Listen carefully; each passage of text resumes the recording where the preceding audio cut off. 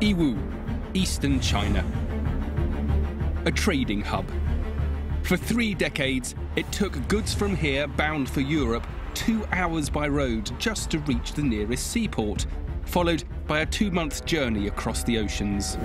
But today, a new freight rail link connects Yiwu to Europe along an ancient trading route, and it's transforming trade. In 2017, Yiwu exported $37 billion worth of goods.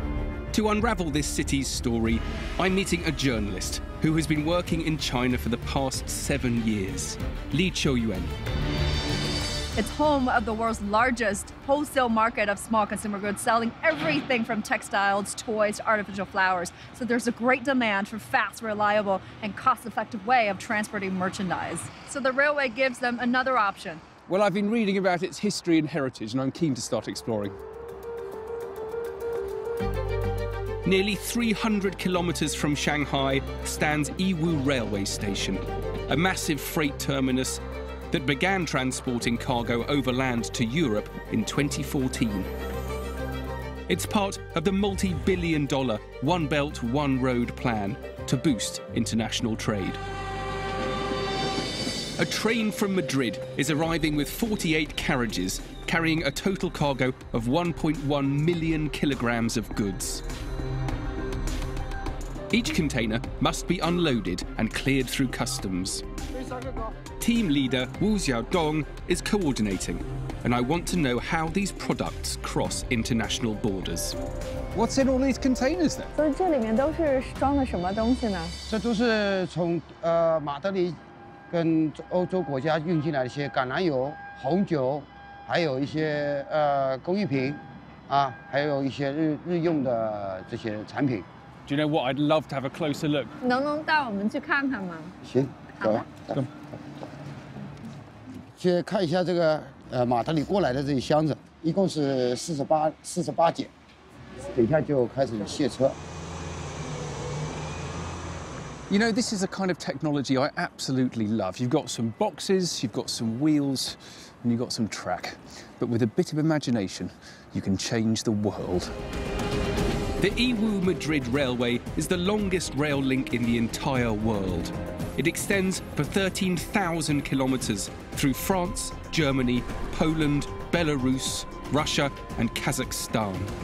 But not all countries on the route use the same rail technology, and transfers are required.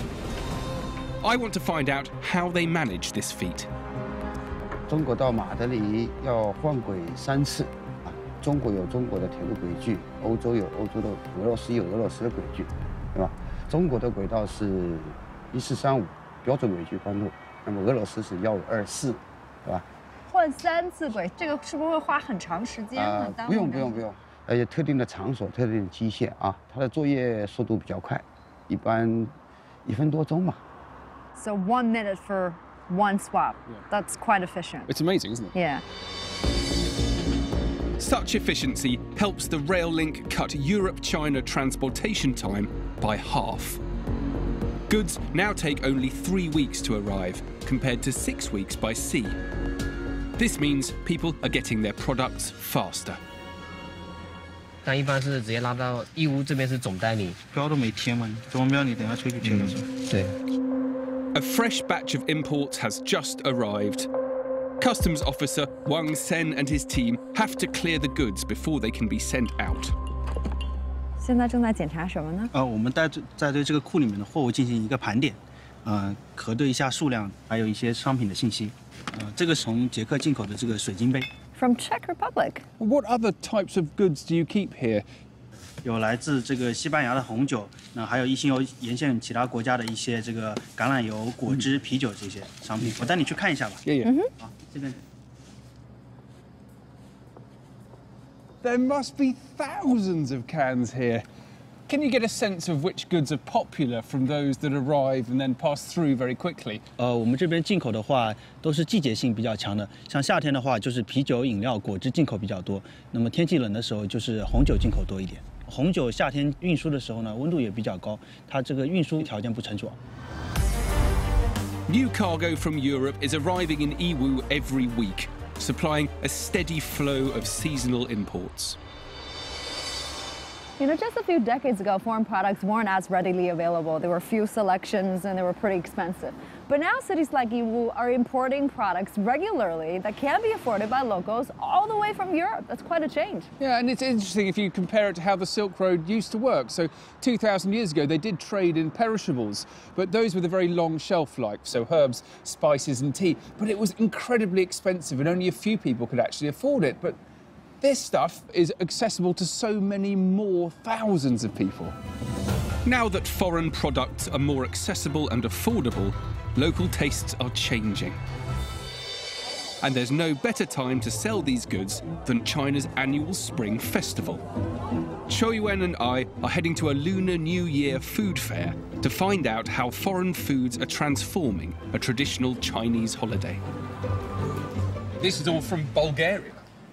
It's good. It's delicious.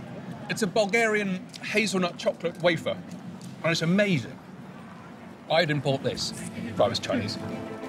Food fairs are everywhere during the New Year, but this one in particular sells mostly European products. $5 a bag from France. It's interesting to see so many European items on display. I mean, the Chinese clearly want to have European goods for their Lunar New Year parties. China now has a burgeoning middle class. They have growing passion for foreign food. They have great buying power. You know, in 2016 alone, the country has actually imported agricultural products worth more than 110 billion US dollars. Can you believe it? 10 billion, that is extraordinary, isn't it? With Chinese disposable income increasing significantly over the past decade, there's a growing desire for a better life. And the place they are starting at? Food and drink. Jinhai Jin is one of Yiwu's biggest wine importers. 那么的口感嘛，比较适合我们义乌的这个消费者，而且它酒精度会相应的会比较高。 In 2017 alone, close to 1 billion bottles of wine were imported. Today, China is the 4th largest importer of wine and is expected to surpass huge markets like Britain and France within the next 2 years. I want to know how Chinese tastes are changing. 来品尝一下我们的红酒。这个酒庄是它每年生产的葡萄酒，都是我们公司就一手给它销售完了。 Cheers. Is this the type of wine that the Chinese particularly like? 中国的南方，它现在的非常喜欢这些酒精度会比较高的葡萄酒。